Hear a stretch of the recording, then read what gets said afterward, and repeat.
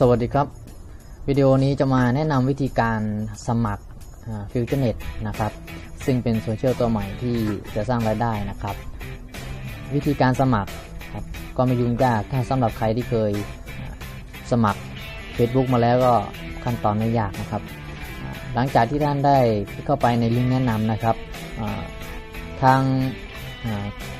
ด้านบนของลิงก์นะครับก็จะมีชื่อผู้แนะนำอยู่นะครับก็ลองตรวจสอบดูนะครับก็จะมีชื่อแนะนำแล้วก็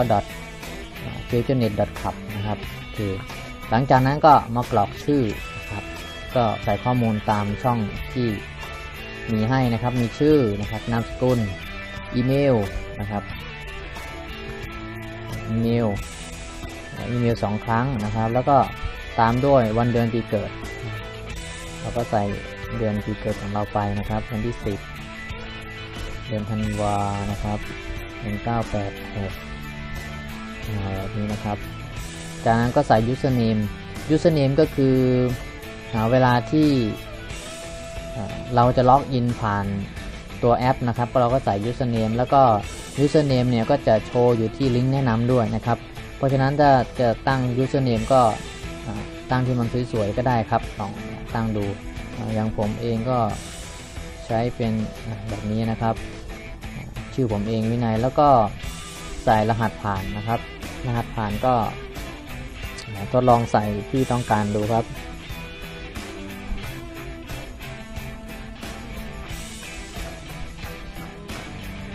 แล้วก็ใส่ระหว่างผู้หญิงกับผู้ชายนะครับใส่ไปใส่เครื่องหมายถูกแล้วก็ติ๊กเพื่อที่จะให้ระบบเนี่ยตรวจสอบว่าเราไม่ใช่หุ่นยนต์นะครับก็อาจจะมีหน้าต่างมาให้เรายืนยันแล้วก็คลิกตามที่เขาบอกนะครับก็จะบอกว่า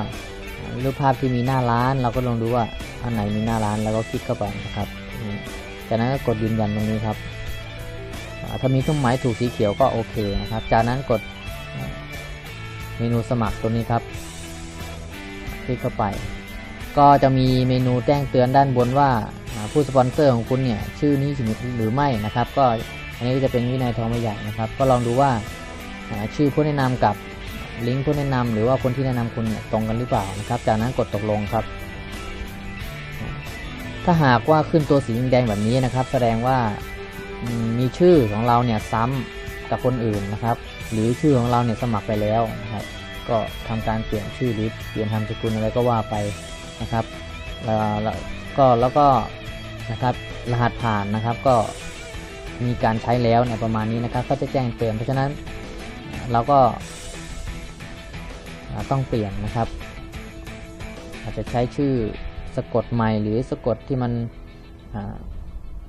ใกล้เคียงกันอะไรอย่างเงี้ยนะครับอย่างผมเองมีแต่ผมก็จะใช้เป็นตัวนี้แล้วกัน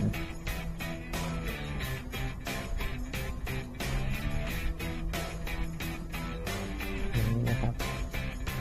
อีเมลแล้วก็ชื่ออันนี้นะครับแล้วก็ใส่รหัสผ่าน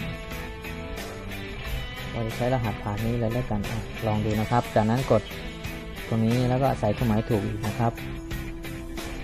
เขาบอกว่าที่หมายเลขถนนตรงนี้นะครับจะยืนยันตรงนี้ยืนยันนะครับจากนั้นกดสมัครอีกนะครับกดเข้าไปอีกก็ถือว่าเป็นอันเสร็จเรียบร้อยในการสมัครนะครับหลังจากนั้นเมื่อระบบล็อกอินเข้ามาสู่หน้าของหน้าวอลแล้วก็จะมีเมนูเตือนอยู่ตรงนี้นะครับให้ลองเช็คดูตรงนี้ก็บอกว่าให้เราเนี่ยไปยืนยันตัวตนในอีเมลซะก่อนนะครับเราก็ต้องไปยืนยันที่อีเมลของเรานะครับเราก็ดูว่าอีเมลของเรานะครับก็จะมีเขียนคำว่า FutureNet Welcome to นะครับเราคลิกเข้าไปก็จะมีลิงก์นะครับให้เราเนี่ยกดยืนยันตัวตนนะครับคลิกเข้าไปที่ลิงก์ยาวๆตรงนี้นะครับดูหัวข้อ Welcome to นะครับ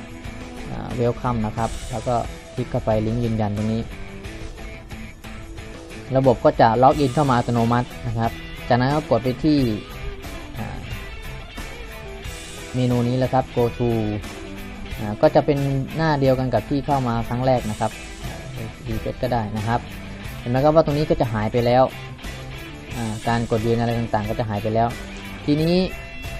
เขาก็จะบอกว่าให้เราเนี่ยไปกรอก ข้อมูลเพื่อที่จะรับpoint เพิ่มขึ้นนะครับตอนนี้มีอยู่300 point นะครับตัวนี้ your media point นะครับเราก็ต้องไปกรอกข้อมูลเพื่อที่จะให้ได้ point เนี่ยเพิ่มนะครับกดเข้าไปที่ go to my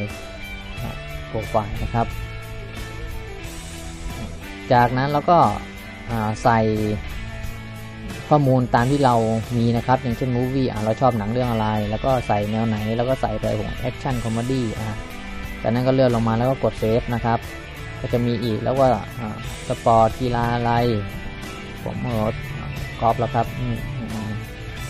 ไม่เคยตีกอล์ฟแต่ก็ชอบกอล์ฟแล้วก็ตัวนี้ครับเราชอบแนวไหนแล้วก็แนวนี้แล้วกันคลาสสิก